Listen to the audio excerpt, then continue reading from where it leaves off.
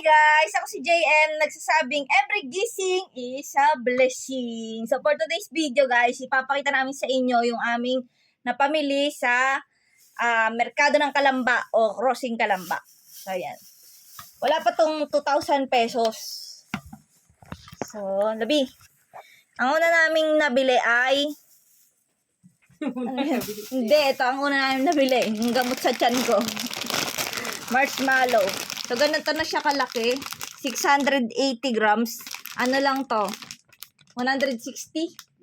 160 pesos. So, yung mas maliit dito, meron tag 50. Meron doon. Mamimili na lang kayo. Marami kayong pagpipilian. Iba-ibang kulay. May chocolate. Meron din swirl. Yung naka-twist.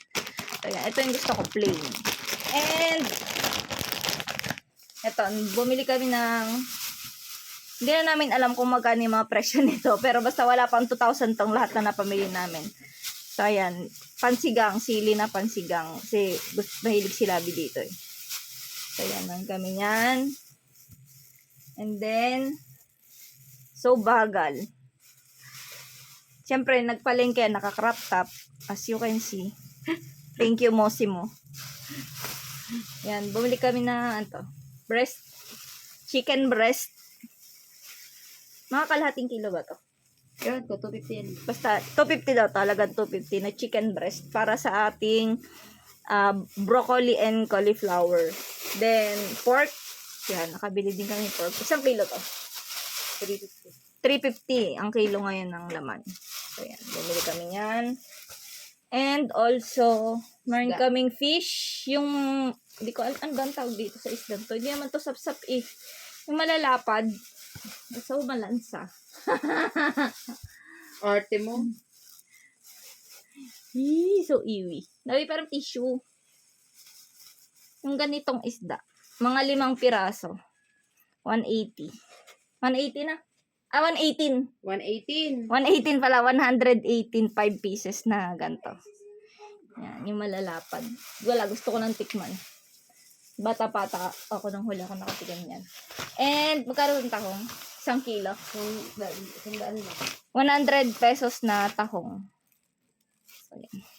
And, meron din kaming luya. 17 pesos yung ganito kalaki. Ano mo lamang 17? Di ba, sabi niya, 17 lang po. Ay, ganun. Kasi huli na namin tong binayar. Ay, hindi yun. Sili pala yung 17. Ito mura. Ito ay halagang sa mall, nasa 200 plus to, alam ko eh. Pag nagbibili kami sa mall. Pero doon, ito ay 56 lang, guys. Ang ganito kalaki na cauliflower. Ito. Tapos ito ay 99. Oh, 'di ba? Murang-mura, 99 lang to. 200 plus din to sa mall pag nabili kami. Kamatis. Kamatis. Basta mura.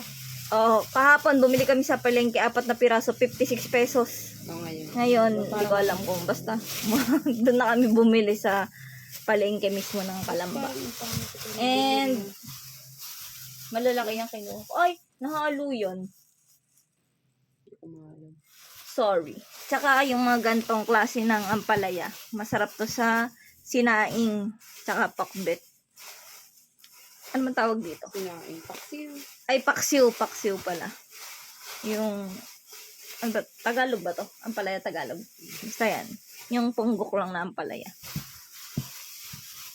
Tsaka sa binagoongan, masarap din to. Yan. Mga ganyan. Ito lang. May ilang piraso lang. Kasi, hindi naman kami pwede mag-stock ng sobrang dami. Kasi, nasasayang lang.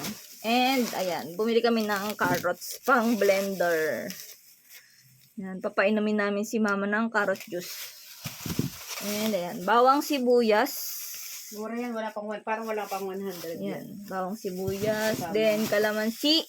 Yan, mahilig din kami dyan. And ito, yung talong. Gantong talong binili namin din. Yung bilog-bilog. Yan. Ano tawag yung talong? Yung talong, basta Tagalog. Pa mga maliliit Tagalog yan.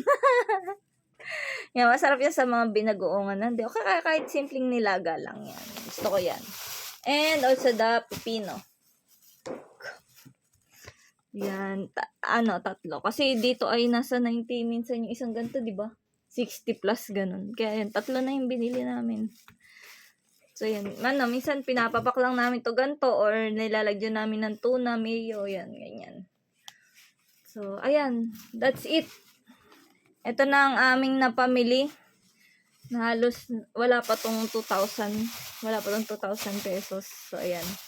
Kaya kung ako sa inyo, kung balak nyong mag-stock or bumili na, mag-stock, bumili na mga pang-stock nyo sa bahay. Yan, para isang pamilihan na lang.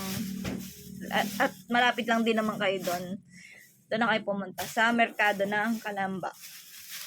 So, yan. Okay, maglilinis muna si Mayora ng ref. Kasi iaangat niya na yung mga una naming nabili.